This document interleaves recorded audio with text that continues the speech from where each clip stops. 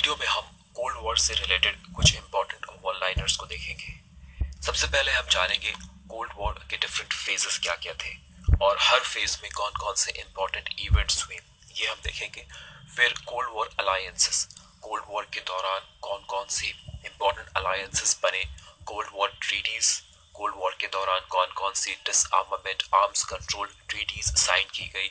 उसके बाद post cold war theories, cold war के एंड होने का ये जो फेनोमेना था, इस फेनोमेना को स्कॉलर्स ने कैसे इंटरप्रेट किया और उन्होंने क्या प्रेडिक्शन की कि कोल्ड वॉर के एंड के बाद की दुनिया कैसी होगी। तो इससे रिलेटेड कुछ स्कॉलर्स हैं, कुछ थ्योरीज हैं, उनके बारे में हम जानेंगे। ओके, शुरू करते हैं। कोल्ड वॉर 1945 से लेकर 1990 का ये जो पीरियड है वर्ल्ड हिस्ट्री का, इसे कोल्ड वॉर कहते हैं। ये पीरियड स्टार्ट होता है सेकेंड वर्ल्ड वॉर के एंड के बाद और 1990s के बिगिनिंग तक ये कंटिन्यू करता है। इस दौरान, इस पीरियड के दौरान दुनिया दो ग्रुप में डिवाइड हो चुकी थी, दो पावर ब्लॉक्स में डिवाइड हो चुकी थी। एक तरफ था यूएसए और यूएसए के अलाइज और दूसरी तरफ था यूएसएसआर और यूएसएसआर के अलाइज। इस पीरियड में कोई एक्चुअल वॉर नहीं होता है, इन दो पावर ब्लॉक्स के बीच कोई एक्चुअल वॉर नहीं होता है, लेकिन पीस, शांति भी नहीं होती है। यहाँ पर कोई वॉर नहीं है, कोई एक्चुअल वॉर नहीं है, लेकिन पीस भी नहीं है। हमेशा वॉर का सिचुएशन, वॉर का टेंशन बना रहता है, इसलिए इस फेज को कोल्ड वॉर कहते हैं। यहाँ पर आपको ध्यान रखना है कि कोल्ड वॉर के दौरान कोई एक्चुअल वॉर नहीं हुआ, लेकिन ये पीसफुल सिचुएशन भी नहीं था। वॉर का टेंशन, वॉर का खतरा, वॉर का सस्पेशन हमेशा से बना हुआ था इस कोल्ड वॉर के दौरान। ओके, कोल्ड वॉर के काउज की अगर हम बात करें तो मेनली ये काउज आइडियोलॉजिकल था। यूएसए और यूएसएसआर ये दो आइडियोलॉजीज को रिप्रेजेंट करती थी। यूएसए कैपिटलिज्म और लिबरल डेमोक्रेसी के आइडियोलॉजी को रिप्रेजेंट कर रहा था और यूएसएसआर मार्क्सिज्म, कम्युनिज्म के आइडियोलॉजी को। ये दो आइडियोलॉजीज थी, दो विचारधारा, दो वर्ल्ड व्यू, दोनों के अकॉर्डिंग सोसाइटी को, पॉलिटिकल सिस्टम और इकोनॉमी को ऑर्गेनाइज करने का दो तरीका बताया जा रहा था। यूएसएसआर के अकॉर्डिंग कैपिटलिस्ट इकोनॉमी बेस्ट होती है, लिबरल डेमोक्रेटिक पॉलिटिक्स बेस्ट होता है। वहीं यूएसएसआर प्रमोट कर रहा था Marxist political system, Marxist economy, communist economy को, सोशलिस्ट इकोनॉमी को। तो इन दो वर्ल्ड व्यू के बीच का ये क्लैश था। यूएसए और यूएसएसआर दोनों अपना डोमिनेंस, अपना वर्चस्व कायम करना चाहती थी पूरे विश्व में। कोल्ड वॉर इस टर्म को सबसे पहले बर्नार्ड बारूच के द्वारा यूज किया गया था। बर्नार्ड बारूच ने ही इस टर्म को कॉइन किया, कोल्ड वॉर। तो इस थिंकर का नाम आपको याद रखना है, बर्नार्ड बारूच। कोल्ड वॉर एक सुपर पावर राइवलरी था, ये तो हमें पता है। दुनिया दो ग्रुप्स में डिवाइडेड थी, दोनों ग्रुप्स, दोनों पावर ब्लॉक्स दो सुपर पावर के द्वारा लीड किए जा रहे थे। एक तरफ था यूएसए और दूसरी तरफ था यूएसएसआर।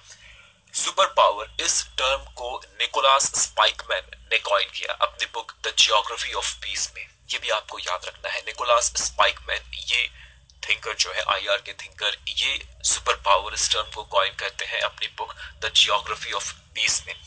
निकोलास स्पाइकमैन कहते हैं सुपर पावर हम उस कंट्री को कहेंगे, उस स्टेट को हम ये एडजेक्टिव, उस स्टेट के लिए हम ये एडजेक्टिव, ये विशेषण यूज करेंगे जो कि दुनिया में बाकी सभी कंट्रीज से सबसे अधिक पावरफुल हो। A state which is powerful than all the states of the world, उसे हम सुपर पावर कहेंगे।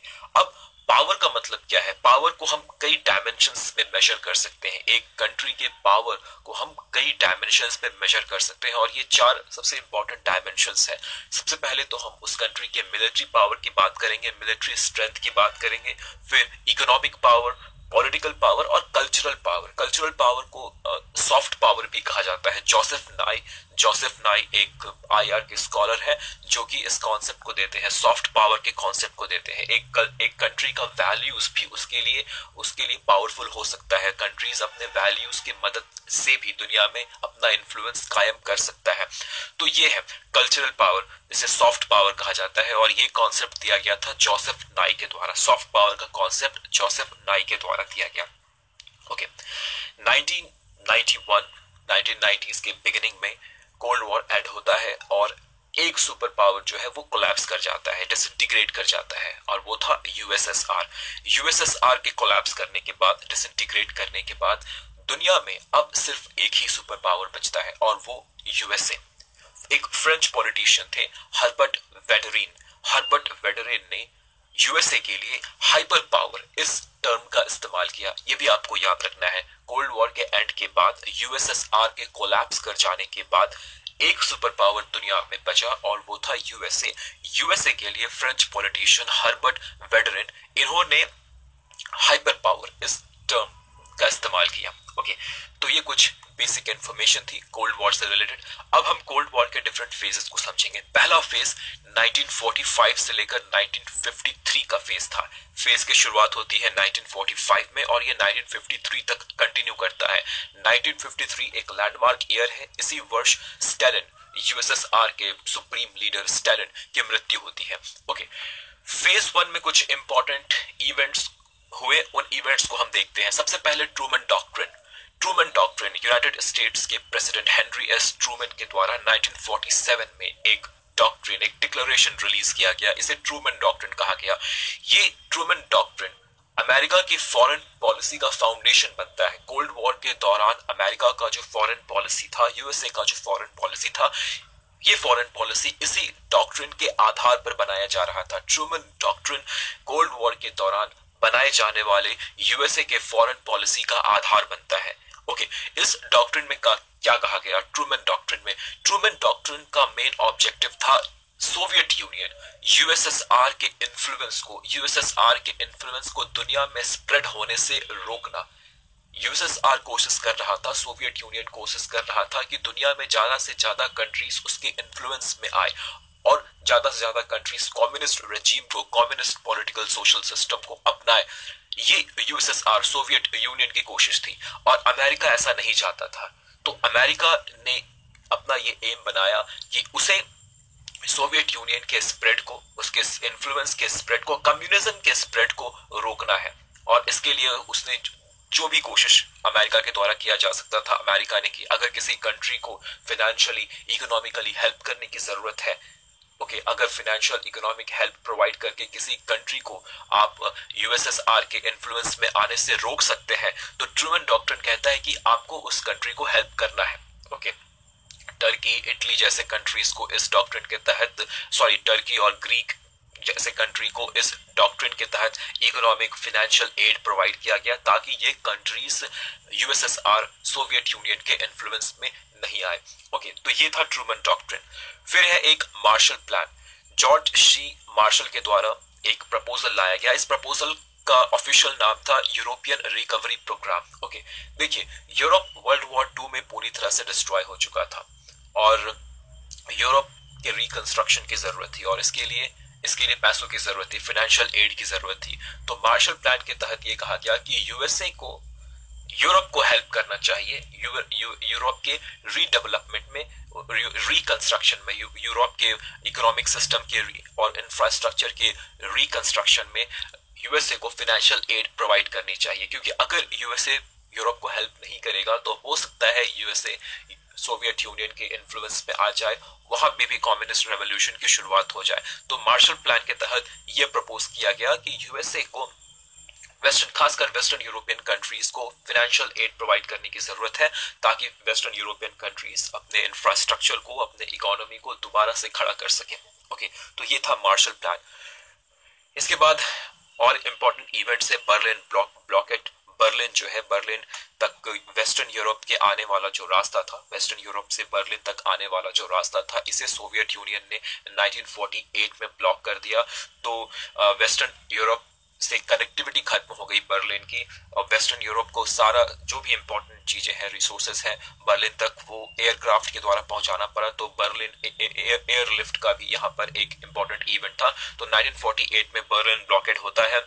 1949 में यूएसएसआर अपना न्यूक्लियर टेस्ट करता है, सक्सेसफुल न्यूक्लियर टेस्ट करता है और वो भी एक न्यूक्लियर वेपन स्टेट बन जाता है। 1927 से 1949 में चाइनीज सिविल वॉर एंड होता है। इसी पीरियड के दौरान चाइनीज सिविल वॉर चल रहा था 1927 से 1950 तक। 1949 में चाइना में एक सिविल वॉर होता है, सिविल वॉर का एंड होता है और वहां की जो गवर्नमेंट थी रिपब्लिक ऑफ चाइना, उसे ओवरथ्रो कर माओ जेडोंग की पार्टी पावर में आ जाती है और People's Republic of China PRC का एस्टैब्लिशमेंट होता है।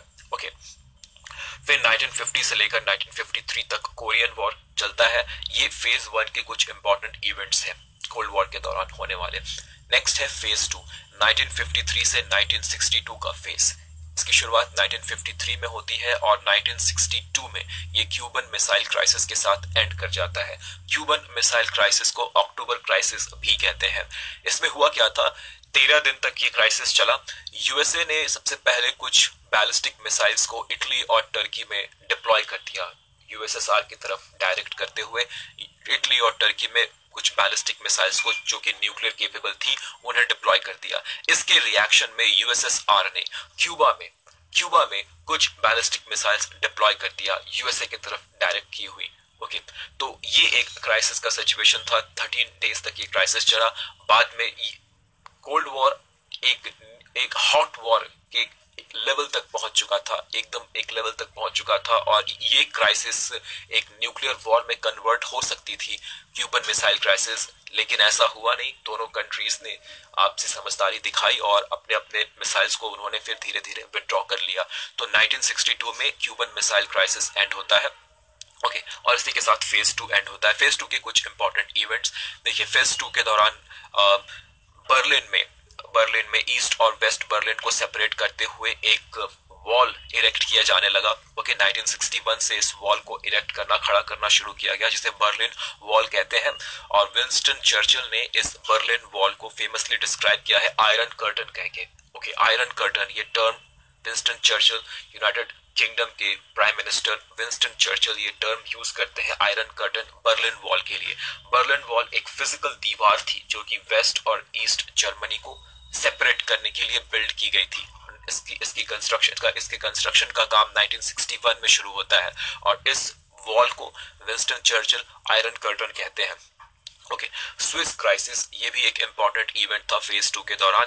1956 में इजिप्ट के ऊपर इन्वेजन होता है। इजराइल, यूके और फ्रांस तीनों कंट्रीज मिलकर इजिप्ट के ऊपर इन्वेजन करती हैं। एम क्या था, स्विस कैनाल के कंट्रोल को वापस अपने अपने हाथों में लाना। ये पहले स्विस कैनाल का कंट्रोल इन कंट्रीज के हाथों में हुआ करता था, लेकिन इजिप्ट के प्रेसिडेंट गामल अब्दुल नासिर ने इन्होंने स्विस कैनाल को नेशनलाइज कर दिया। ओके, स्विस कैनाल का कंट्रोल इजिप्ट के गवर्नमेंट के हाथों में चला गया और इस बात से नाराज होकर ये कंट्रीज इजराइल, यूके, फ्रांस ये इजिप्ट पर इन्वेजन करती हैं ताकि स्विस कैनाल के कंट्रोल को वापस अपने हाथों में ले लिया जाए।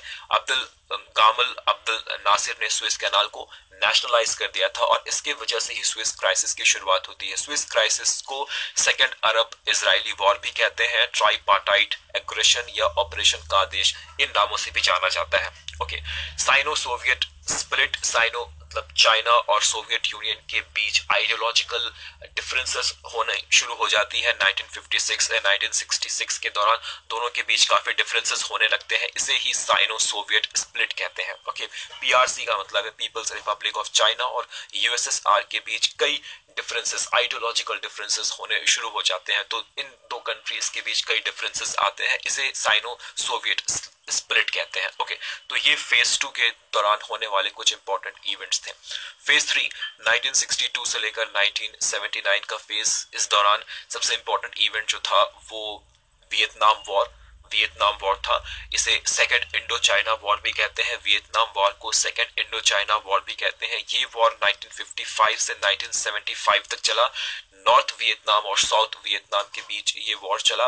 नॉर्थ वियतनाम को यूएसएसआर के द्वारा सपोर्ट हासिल था और साउथ वियतनाम को यूएसए सपोर्ट कर रहा था। इन दो कंट्रीज के बीच इन वियतनाम के इन नॉर्थ वियतनाम और साउथ वियतनाम के बीच कॉन्फ्लिक्ट चलता है। एक तरफ था यूएसएसआर और दूसरी तरफ था USA. Okay, at the end north Vietnam की जीत होती है और बाद में नॉर्थ और साउथ वियतनाम दोनों को कंबाइन करके एक यूनाइटेड कंट्री बनाया जाता है। 1973 में यूएसए ऑफिशियली इस वियतनाम वॉर से विड्रॉ करता है। ओके, तो ये आपको याद रखना है। 1971 में पीपल्स रिपब्लिक ऑफ चाइना को यूनाइटेड नेशंस सिक्योरिटी काउंसिल का परमानेंट मेंबरशिप दे दिया जाता है। पहले क्या था, 1945 में यूनाइटेड नेशंस बनता है। चाइना एक फाउंडिंग मेंबर था यूनाइटेड नेशंस का, लेकिन जो चाइना यूनाइटेड नेशंस का फाउंडिंग मेंबर था वो था रिपब्लिक ऑफ चाइना, आरओसी। 1949 में जो कम्युनिस्ट रेवोल्यूशन होती है चाइना में, उस रेवोल्यूशन के बाद ये जो आरओसी जो गवर्नमेंट है, रिपब्लिक ऑफ चाइना का गवर्नमेंट, ये ताइवान चला जाता है और ताइवान में जाकर ये शिफ्ट हो जाता है। लेकिन ये क्लेम करता है कि मेन लैंड चाइना जो है वो उस पे रूल करने का अधिकार इनका है। तो पीआरसी को वर्ल्ड में रिकॉग्निशन नहीं मिला था। पीआरसी माओ जेडोंग की पार्टी थी, पीपल्स कम्युनिस्ट पार्टी की, माओ जेडोंग की कम्युनिस्ट पार्टी ने जो गवर्नमेंट एस्टैब्लिश किया चाइना में, उसे पीआरसी कहते हैं, पीपल्स रिपब्लिक ऑफ चाइना। तो पीपल्स रिपब्लिक ऑफ चाइना को रिकॉग्निशन नहीं मिला था। यूनाइटेड नेशंस सिक्योरिटी काउंसिल में जो परमानेंट सीट 1971 से पहले जिसे हासिल था वो था Republic of China, ROC, Republic of China, जो कि उस वक्त ताइवान में रहकर ये क्लेम कर रही थी कि एक्चुअली मेनलैंड चाइना पे रूल करने का रियल अधिकार उनका है। ओके, 1971 में यह रिकॉग्नाइज किया जाता है कि चाइना पे रियल पावर जो है वो एक्चुअली पीआरसी का है, पीपल्स रिपब्लिक ऑफ चाइना का है। तो 1971 में पीआरसी को, पीपल्स रिपब्लिक ऑफ चाइना को परमानेंट मेंबरशिप दे दिया जाता है यूनाइटेड नेशंस सिक्योरिटी काउंसिल का। उससे पहले परमानेंट मेंबरशिप किसके पास था? आरओसी के पास, रिपब्लिक ऑफ चाइना के पास, जिसे हटाकर 1971 में PRC, People's Republic of China में चाइना को यूनाइटेड नेशंस सिक्योरिटी काउंसिल का परमानेंट मेंबरशिप दे दिया जाता है। फिर 1972 में एक और बहुत इंपॉर्टेंट घटना घटती है। चाइना का यूनाइटेड नेशन सिक्योरिटी काउंसिल में परमानेंट मेंबर बन जाने के बाद यूनाइटेड स्टेट्स के प्रेसिडेंट रिचर्ड निक्सन एक हिस्टोरिक विजिट करते हैं चाइना में, और वहां के सुप्रीम लीडर, चाइना के सुप्रीम लीडर माओ जेडोंग से वो मिलते हैं। तो माओ और रिचर्ड निक्सन के बीच का ये जो मीटिंग था, ये एक लैंडमार्क इवेंट है वर्ल्ड हिस्ट्री, कोल्ड वॉर के हिस्ट्री में। ओके, फिर इस पीरियड में देतांत, इस पीरियड को देतांत का पीरियड भी कहते हैं। देतांत का मतलब है कि दो सुपर पावर के बीच रिलेशन के में कड़वाहट की कमी आना शुरू हो गई थी, मतलब दोनों का रिलेशन धीरे धीरे अच्छा होने लगा था। देतांत का मतलब है टेंशन कम होने लगा था। यूएसएसआर और यूएसए, दो सुपर पावर के बीच का रिलेशन कम होने लगा था, कॉन्फ्लिक्ट थोड़ा कम होने लगा था, टेंशन थोड़ा कम होने लगा था। इस फेज को देतांत फेज कहते हैं। इस दौरान, फेज 3 के दौरान यूएसए और यूएसएसआर के बीच का टेंशन थोड़ा कम होने लगा था। ओके, कोल्ड वॉर का टेंशन थोड़ा यहाँ पर कम होने लगा था, इसलिए इस फेज को देतांत फेज कहते हैं। चौथा फेज है 1979 से 1985 का फेज। ये इस फेज की शुरुआत होती है 1979 में। जैसा कि हमने देखा, फेज 3 में दोनों सुपर पावर के बीच का रिलेशनशिप थोड़ा सुधरने लगता है, बेटर होने लगता है, टेंशन कम होने लगता है। लेकिन देतांत का ये जो फेज है ये 1979 में एंड कर जाता है। 1979 में सोवियत रशिया अफगानिस्तान में इन्वेजन कर देती है, और अफगानिस्तान में इन्वेजन करने के बाद देतांत का ये पीरियड खत्म हो जाता है।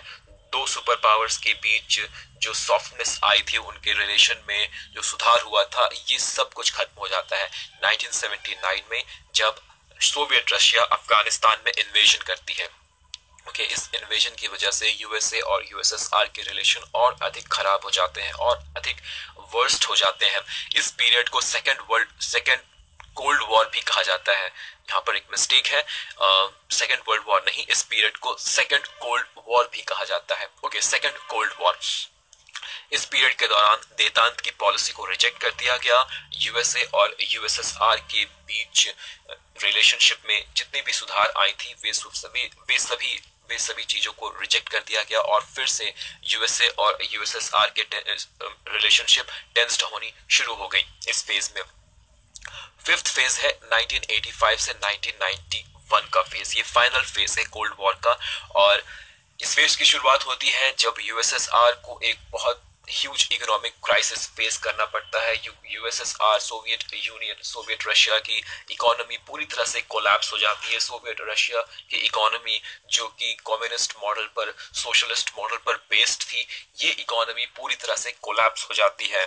मिखाइल गोर्बाचोव पावर में आते हैं, एक बहुत ही प्रैक्टिकल लीडर, रशिया के एक बहुत ही practical leader Mikhail Gorbachev power में आते हैं, और इनके पावर में आने के बाद से ही कोल्ड वॉर के एंड होने का जो प्रोसेस है वो शुरू हो जाता है।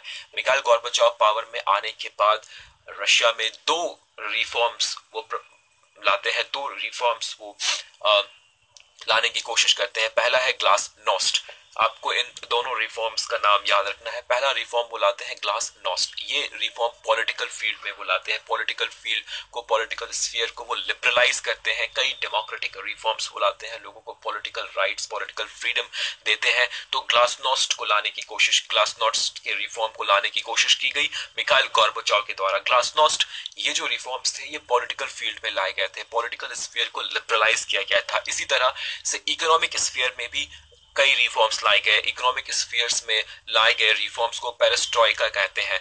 मिखाइल गोर्बाचोव के द्वारा इकोनॉमिक स्फीयर में जो रिफॉर्म्स लाए गए उन्हें पेरेस्ट्रोइका कहते हैं। इकोनॉमिक स्फीयर को लिबरलाइज की गई, मार्केट इकोनॉमी को अडॉप्ट करने की कोशिश की गई, मार्केट को लिबरलाइज किया गया। तो इन रिफॉर्म्स को लाने के बाद ये तय हो गया कि नहीं, अब कोल्ड वॉर जो है, कोल्ड वॉर का राइवलरी जो है वो अब खत्म होने को है और इसी फेज में कोल्ड वॉर एंड होता है। मिखाइल गोर्बाचोव कहते हैं कि अब ये राइवलरी नहीं चल सकती। 1991 में यूएसएसआर ये डिसइंटीग्रेट हो जाता है, सारे कंट्रीज, जितनी भी कंट्रीज जुड़कर यूएसएसआर को बनाई थी, ये सभी कंट्रीज डिसइंटीग्रेट हो जाती हैं और इसी के साथ कोल्ड वॉर का एंड होता है। Okay, cold war alliances, cold war के दौरान कई इंपॉर्टेंट अलायंसेस बने, इनके बारे में भी जानना हमारे लिए जरूरी है। सबसे पहले NATO, North Atlantic Treaty organisation.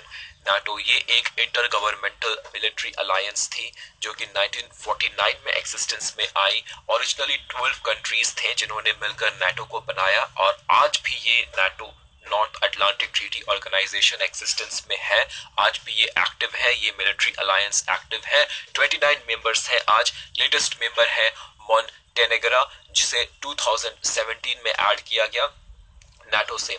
Okay, ये एक इंटर गवर्नमेंटल मिलिट्री अलायंस है जो कि कलेक्टिव डिफेंस के प्रिंसिपल पर बेस्ड है। कलेक्टिव डिफेंस के प्रिंसिपल का मतलब है कि नाटो अलायंस के किसी भी मेंबर में अगर अटैक होता है तो बाकी सभी मिलकर उस मेंबर को डिफेंड करेंगी और उस मेंबर के बिहाफ में जो जिस कंट्री ने अटैक किया है उस कंट्री से फाइट करेंगी। तो नाटो कलेक्टिव डिफेंस के प्रिंसिपल पर बेस्ड है। नाटो का हेडक्वार्टर ब्रसल में है जो कि बेल्जियम में है। ओके, तो ये है NATO, North Atlantic Treaty Organization. Next है वॉर्सो पैक्ट। वॉर्सो पैक्ट जिसे Treaty of Friendship, Cooperation and Mutual Assistance भी कहते हैं, इसे 1955 में बनाया गया। पोलैंड के कैपिटल वॉर्सो में ये पैक्ट साइन किया गया और ये पैक्ट नाटो के बनने का एक रिएक्शन था। Okay, NATO capitalist countries, liberal democratic countries का अलायंस था नाटो कोल्ड वॉर के दौरान। तो सोशलिस्ट कंट्रीज, कम्युनिस्ट कंट्रीज के का ये एक मिलिट्री अलायंस था, Warsaw Pact. Okay, liberal capitalist countries का military alliance NATO, socialist communist countries का military alliance Warsaw Pact. Okay, जिसे 1955 में बनाया गया।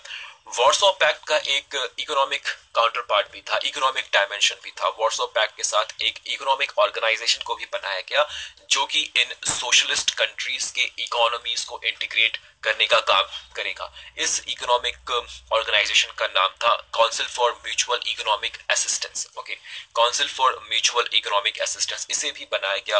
वॉर्सो पैक्ट का ये इकोनॉमिक डायमेंशन था। ओके, एक इकोनॉमिक काउंटर पार्ट था वॉर्सो पैक्ट का, इकोनॉमिक ऑर्गेनाइजेशन। सोशलिस्ट कंट्रीज का एक इकोनॉमिक ऑर्गेनाइजेशन भी बना, council for mutual economic assistance.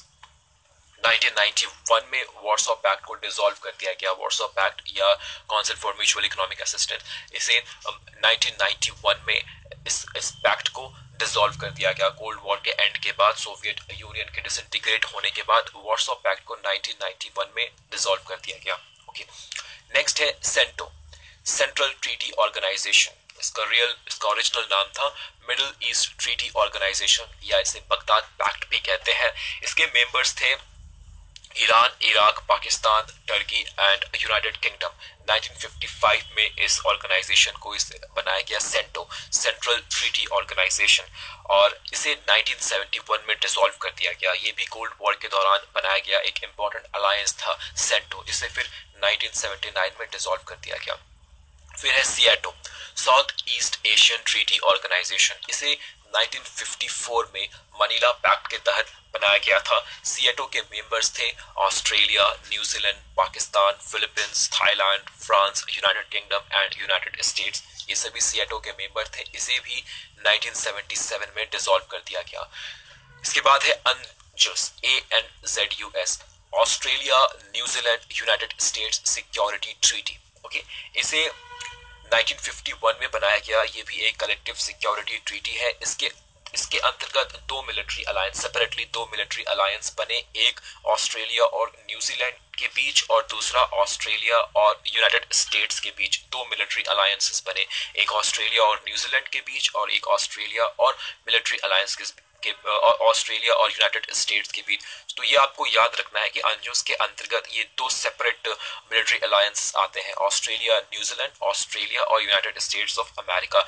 ये अलायंसेस आज भी एक्सिस्टेंस में है। अनजुस जो है ये अलायंस, ये ट्रीटी आज भी एक्सिस्टेंस में है, लेकिन 1986 में न्यूजीलैंड को इस ट्रीटी से पार्शियली सस्पेंड कर दिया गया था और आज भी न्यूजीलैंड का जो स्टेटस है वो पार्शियली सस्पेंडेड स्टेटस है। तो जितनी भी डायलॉग्स और समिट्स होती हैं इसके अंतर्गत ये mainly United states of America और ऑस्ट्रेलिया के बीच होती है। 1986 में न्यूजीलैंड को इससे पार्शियली सस्पेंड कर दिया गया था। पार्शियली सस्पेंड किया गया है, बाहर नहीं निकाला गया है न्यूजीलैंड को। ओके, तो ये कुछ इंपॉर्टेंट अलायंसेस थी जो कि कोल्ड वॉर के दौरान बनी। अब देखते हैं कि कोल्ड वॉर के दौरान कौन कौन से इंपॉर्टेंट आर्म्स कंट्रोल और डिसआर्मामेंट ट्रीटीज बनी। सबसे पहले partial test ban treaty, PTBT।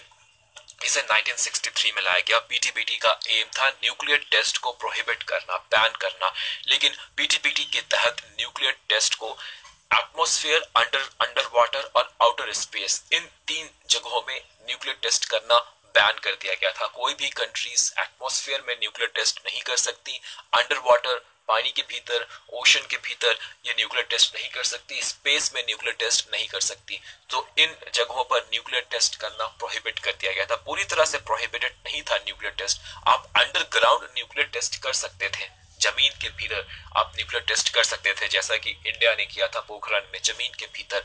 तो एटमॉस्फेयर, अंडर वाटर और आउटर स्पेस में न्यूक्लियर टेस्ट को प्रोहिबिट किया गया PTBT के द्वारा, partial test ban treaty.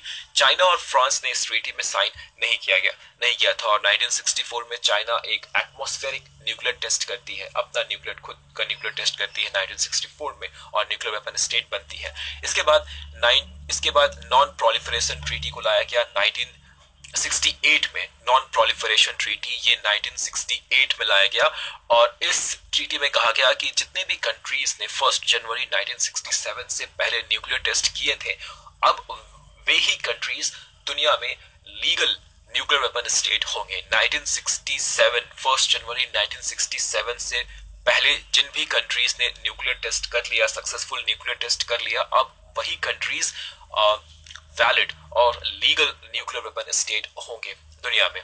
Okay, और ऐसा करने वाले 5 कंट्रीज थे। तो NPT ने इन 5 कंट्रीज को न्यूक्लियर वेपन स्टेट घोषित किया, लीगल न्यूक्लियर वेपन स्टेट घोषित किया और ये 5 countries United Nations Security council के परमानेंट मेंबर्स भी थे। यूएसए, USSR, UK, फ्रांस और चाइना। ओके, NPT पर अगर कोई कंट्री साइन करती है न्यूक्लियर नॉन प्रोलिफरेशन ट्रीटी, तो इस जो भी कंट्री NPT का मेंबर हिस्सा बनती है वो फिर कभी न्यूक्लियर टेस्ट नहीं कर पाएगी, वो न्यूक्लियर वेपन स्टेट नहीं बन सकती, क्योंकि NPT डिक्लेयर करता है कि दुनिया में सिर्फ 5 न्यूक्लियर वेपन स्टेट है, लीगल न्यूक्लियर वेपन स्टेट है, और वो न्यूक्लियर वेपन स्टेट कौन है जिन्होंने 1967, 1 जनवरी 1967 से पहले न्यूक्लियर टेस्ट किया हो। ओके, इसके बाद स्ट्रेटेजिक आर्म्स लिमिटेशन टॉक की शुरुआत होती है USA और USSR के बीच। 1969 से ये इन टॉक्स की शुरुआत होती है। टॉक्स का मेन एम था आर्म्स में, वॉरहेड्स में, मिसाइल्स की संख्या में कमी लाना। आर्म्स कंट्रोल का मतलब है कि हथियारों की संख्या में कमी लाना। दोनों तरफ से ये ट्रीटी किया जाएगा कि ये दोनों तरफ से कंट्रीज मिलकर ये डिसाइड करेंगे कि वो अपने अपने आर्म्स, अपने अपने मिसाइल्स की संख्या में कमी लाएंगे। तो salt negotiation strategic arms limitation talks की शुरुआत 1969 में होती है।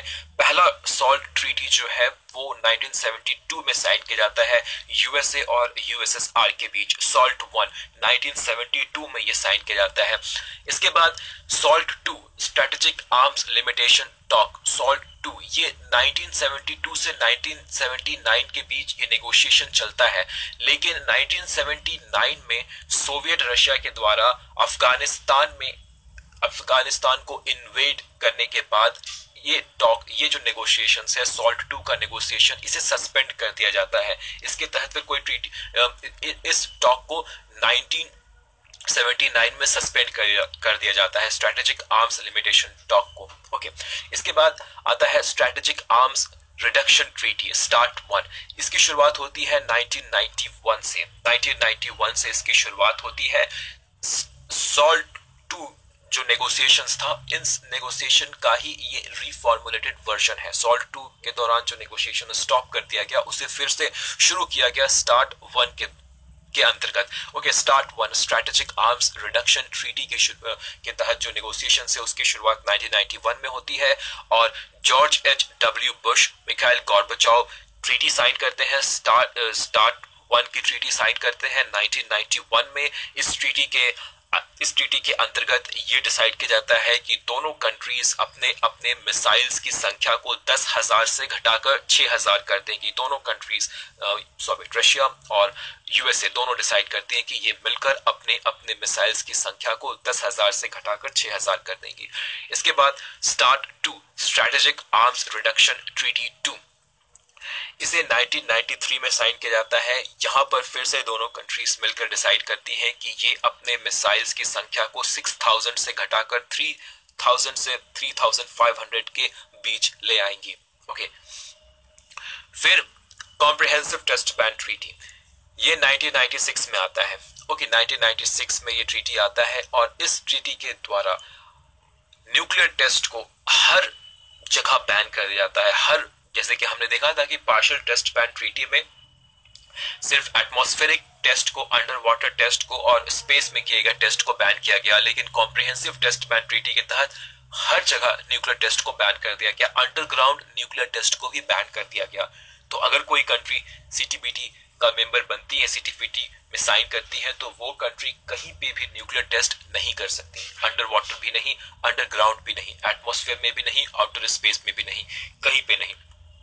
ओके, लेकिन सीटीबीटी ये अभी तक फोर्स में नहीं आया है। इस ट्रीटी को फोर्स में लाने के लिए जो रिक्वायरमेंट्स थी उन रिक्वायरमेंट्स को अभी तक मीट नहीं किया गया है। 1996 में इस ट्रीटी को सिग्नेचर के लिए ओपन किया गया, लेकिन ये ट्रीटी अभी तक फोर्स में नहीं आई है। सीटीबीटी अभी तक फोर्स में नहीं आई है, ये बात आपको याद रखना है।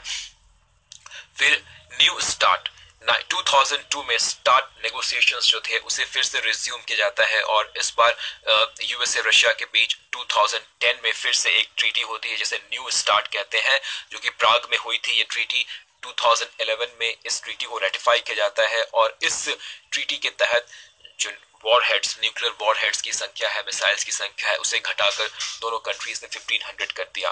ओके, अब post cold war theories, cold war के एंड होने के बाद, कोल्ड वॉर के एंड होने का जो फेनोमेना था, इस फेनोमेना को स्कॉलर्स किस तरह से देखते हैं और स्कॉलर्स क्या प्रेडिक्ट करते हैं कि कोल्ड वॉर के एंड के बाद की जो दुनिया होगी, पोस्ट कोल्ड वॉर वर्ल्ड होगा, वो कैसा होगा। कुछ स्कॉलर्स हैं, उनके नाम हमें जानने की जरूरत है, उनके द्वारा किए गए प्रेडिक्शंस, उनके द्वारा दिए गए थ्योरीज, उनके द्वारा लिखे गए इंपॉर्टेंट वर्क्स को जानने की जरूरत है। तो सबसे पहले देखते हैं liberal perspective. Okay, liberal thinkers के according post cold war world कैसा होगा, कोल्ड वॉर के एंड का क्या सिग्निफिकेंस है, ये देखते हैं। लिबरल पर्सपेक्टिव में सबसे पहले आते हैं फ्रांसिस फुकुयामा। फ्रांसिस फुकुयामा 1992 में एक बुक पब्लिश करते हैं, द एंड ऑफ हिस्ट्री। वो इस बुक को पब्लिश करते हैं और इस बुक में वो आर्ग्यू करते हैं कि यूएसएसआर के कोलैप्स करने के बाद आइडियोलॉजिकल कॉन्फ्लिक्ट एंड हो चुका है, क्योंकि हमने देखा था कि कोल्ड वॉर का ओरिजिन आइडियोलॉजिकल भी था। एक आइडियोलॉजिकल वॉरफेयर था यूएसए और यूएसएसआर के बीच। एक तरफ लिबरल डेमोक्रेसी, कैपिटलिज्म का मॉडल और दूसरी तरफ मार्क्सिस्ट कम्युनिस्ट मॉडल। तो फुकुयामा कहते हैं कि यूएसएसआर के कोलैप्स करने के बाद ये तो साबित हो चुका है कि लिबरल डेमोक्रेसी और कैपिटलिज्म ये बेस्ट मॉडल है सोसाइटी के पॉलिटिकल सिस्टम और इकोनॉमिक सिस्टम को ऑर्गेनाइज करने का, ये बेस्ट मॉडल है, बेस्ट आइडियोलॉजी है। तो अब आइडियोलॉजिकल कॉन्फ्लिक्ट का कोई स्कोप नहीं बचता, तो अब कोई आइडियोलॉजिकल कॉन्फ्लिक्ट नहीं होगा पोस्ट कोल्ड वॉर वर्ल्ड में, अब कोई आइडियोलॉजिकल कॉन्फ्लिक्ट नहीं होगा। तो इस आइडियोलॉजिकल कॉन्फ्लिक्ट के एंड को Francis Fukuyama end of history कहते हैं। ओके, और वो कहते हैं कि लिबरल डेमोक्रेसी और कैपिटलिज्म ये बेस्ट आइडियोलॉजी है, इसे पूरी तरह से एक्सेप्ट कर लिया गया है, और खासकर वेस्टर्न यूरोपियन कंट्रीज और अमेरिका में, that means advanced democratic countries में ये एक कंसेंसस बिल्ड हो चुका है। इन advanced democratic countries, capitalist countries में आप किसी भी तरह का आइडियोलॉजिकल कॉन्फ्लिक्ट नहीं देख पाएंगे। इन कंट्रीज में एक कंसेंसस बिल्ड हो चुका है कि लिबरल डेमोक्रेसी और कैपिटलिज्म ये बेस्ट मॉडल है। ओके, अब देखते हैं रियलिस्ट पर्सपेक्टिव, कुछ रियलिस्ट थिंकर्स हैं, इनके अकॉर्डिंग कोल्ड वॉर का एंड क्या सिग्निफाई करता है। जॉन मेयरशमर की दो इंपॉर्टेंट बुक है, back to future, the tragedy of great power politics. John Mearsheimer ये एक रियलिस्ट थिंकर है। जॉन मेयरशमर कहते हैं कि कोल्ड वॉर का जो पीरियड था वो स्टेबिलिटी का पीरियड था। वर्ल्ड दो पावर ब्लॉक्स में डिवाइडेड था। कोई वॉर क्यों नहीं हुआ कोल्ड वॉर में? क्योंकि एक पावर बैलेंस था कोल्ड वॉर के दौरान। यूएसए और यूएसएसआर के बीच एक बैलेंस ऑफ पावर मेंटेन था, और इस बैलेंस ऑफ पावर की वजह से ही कोल्ड वॉर का पीरियड स्टेबिलिटी का पीरियड था। अब क्योंकि कोल्ड वॉर एंड हो चुका है, तो अब दुनिया एक्सपेक्ट कर सकती है इनस्टेबिलिटी के फेज को। अब क्योंकि यहाँ पर सिर्फ एक सुपर पावर है, तो अब इनस्टेबिलिटी का फेज, थोड़ा chaos, थोड़ा डिसऑर्डर का फेज अब शुरू होगा। तो जॉन मेयरशमर कहते हैं अपनी book back to future, the tragedy of great power politics, इन बुक्स में वो कहते हैं कि कोल्ड वॉर का पीरियड एक स्टेबिलिटी का पीरियड था। अब क्योंकि ये पीरियड एंड हो चुका है, तो अब हम एक्सपेक्ट कर सकते हैं इनस्टेबिलिटी के फेज को। पोस्ट कोल्ड वॉर का फेज जो होगा वो एक इनस्टेबल फेज होगा। इसके बाद रॉबर्ट कापलन, यहाँ आपको याद रखना है ये रॉबर्ट कापलान है, मॉर्टन कापलान नहीं। मॉर्टन कापलान ने सिस्टम थ्योरी दिया था, ये रॉबर्ट कापलान है। रॉबर्ट कापलान की एक बहुत ही इंपॉर्टेंट बुक है the coming of anarchy. Okay, ये भी पोस्ट कोल्ड वॉर वर्ल्ड को एक्सप्लेन करते हुए ये बुक लिखते हैं Robert Kaplan, the coming of anarchy. The coming of anarchy में रॉबर्ट कापलान लिखते हैं कि कोल्ड वॉर के बाद दुनिया दो कंट्रीज, दो तरह के कंट्रीज में शार्पली, दो पार्ट्स में शार्पली डिवाइडेड हो जाएंगी। एक तो पार्ट होगा वर्ल्ड का जो कि रिच और डेवलप्ड कंट्रीज के द्वारा ऑक्यूपाई किया जाएगा। उस पार्ट में रिच और developed countries, advanced capitalist countries होंगे। यहाँ पर आपको स्टेबिलिटी देखने को मिलेगा, सब कुछ यहाँ स्टेबल होगा। और जो दूसरा पार्ट होगा वर्ल्ड का, वहां पे आपको पुअर डेवलपिंग कंट्रीज देखने को मिलेंगे। और इन्हीं पार्ट, वर्ल्ड के इसी पार्ट में पुअर डेवलपिंग कंट्रीज में ही, इन्हीं कंट्रीज में आपको chaos, डिसऑर्डर ये सब मिलेगा। ओके, तो रॉबर्ट कापलान आर्ग्यू करते हैं अपने book the coming of anarchy में कि इनस्टेबिलिटी का सोर्स ये पुअर डेवलपिंग कंट्रीज से आएगा। कोल्ड वॉर के एंड के बाद जो वर्ल्ड है, पोस्ट कोल्ड वॉर की जो दुनिया है, इस दुनिया में इनस्टेबिलिटी, chaos का जो सोर्स है वो इन पुअर डेवलपिंग कंट्रीज से आएगा। ये रॉबर्ट कापलान आर्ग्यू करते हैं अपनी book the coming of anarchy में। इसके बाद सैमुअल पी हंटिंगटन हमारे लास्ट स्कॉलर है आज के, Samuel P Huntington. Samuel P Huntington कहते हैं, इनकी बहुत ही इंपॉर्टेंट पब्लिकेशन, बहुत ही इंपॉर्टेंट बुक है clash of civilization. Clash of civilization, इस बुक में सैमुअल पी हंटिंगटन आर्ग्यू करते हैं कि कोल्ड वॉर के एंड के बाद जो दुनिया होगी, इस दुनिया में कॉन्फ्लिक्ट का सोर्स आइडियोलॉजिकल नहीं होगा। ओके, कंट्रीज के बीच आइडियोलॉजी के बेसिस पे कॉन्फ्लिक्ट नहीं होगा। कॉन्फ्लिक्ट का सोर्स क्या होगा? पोस्ट कोल्ड वॉर वर्ल्ड में कॉन्फ्लिक्ट का सोर्स सिविलाइजेशनल, कल्चरल होगा। सिविलाइजेशनल डिफरेंसेस की वजह से कंट्रीज आपस में क्लैश करेंगी, कंट्रीज के बीच कॉन्फ्लिक्ट होगा। कल्चरल डिफरेंसेस की वजह से कंट्रीज आपस में क्लैश करेंगी, कंट्रीज के बीच कॉन्फ्लिक्ट होगा। ये सैमुअल पी हंटिंगटन अपनी बुक क्लैश ऑफ सिविलाइजेशन में कहते हैं। ओके, ये पोस्ट कोल्ड वॉर वर्ल्ड में कॉन्फ्लिक्ट का सोर्स आइडियोलॉजिकल नहीं होगा, इकोनॉमिक नहीं होगा, आइडियोलॉजिकल नहीं होगा। सोर्स क्या होगा? सोर्स प्योरली सिविलाइजेशनल, कल्चरल होगा। कल्चरल और सिविलाइजेशन के बेसिस पे कंट्रीज आपस में कॉन्फ्लिक्ट करेंगी। सैमुअल पी हंटिंगटन अपनी बुक में 8 टाइप्स ऑफ सिविलाइजेशन की बात करते हैं। वो कहते हैं कि दुनिया को आप 8 डिफरेंट सिविलाइजेशंस में डिवाइड कर सकते हैं और ये सभी सिविलाइजेशन एक दूसरे से बिल्कुल अलग है, डिफरेंट है। वेस्टर्न सिविलाइजेशन, कन्फ्यूशियन सिविलाइजेशन जो चाइनीज सिविलाइजेशन है उसे कन्फ्यूशियन सिविलाइजेशन फिर कहते हैं। फिर Japanese civilization, Japanese culture, Islamic civilization, Hindu civilization, Slavic, orthodox, Latin American और अफ्रीकन सिविलाइजेशन। तो ये 8 डिफरेंट सिविलाइजेशंस है वर्ल्ड स्टेज में। इन सिविलाइजेशंस के बीच डिफरेंसेस मौजूद है, कई डिफरेंसेस मौजूद है, सिमिलैरिटीज नहीं है। और इन्हीं सिविलाइजेशनल डिफरेंसेस की वजह से आप पोस्ट कोल्ड वॉर में कॉन्फ्लिक्ट को एक्सेस की वजह से पोस्ट कोल्ड वॉर वर्ल्ड में कॉन्फ्लिक्ट्स होंगी, इन 8 सिविलियंस के कॉन्फ्लिक्ट्स होंगी। ये सैमुअल पी हंटिंगटन का प्रेडिक्शन था उनके बुक क्लैश ऑफ सिविलाइजेशन में। ओके, तो इस वीडियो में हमने कोल्ड वॉर से रिलेटेड कई इंपॉर्टेंट बातों को जाना, समझा। आप इनसे फेमिलियर हो जाए, क्वेश्चंस आ सकते हैं इनसे रिलेटेड एग्जाम्स में। तो इस वीडियो में बस इतना ही। नेक्स्ट वीडियो में हम इंटरनेशनल ऑर्गेनाइजेशंस के बारे में स्टडी करेंगे, जितने भी इंपॉर्टेंट इंटरनेशनल ऑर्गेनाइजेशंस हैं, यूनाइटेड नेशंस से लेकर बाकी जितनी भी इंपॉर्टेंट इंटरनेशनल ऑर्गेनाइजेशंस है जो कि एग्जाम के पॉइंट ऑफ व्यू से इंपॉर्टेंट है, उन्हें हम अपने नेक्स्ट वीडियो में डिस्कस करेंगे। ओके, तो इस वीडियो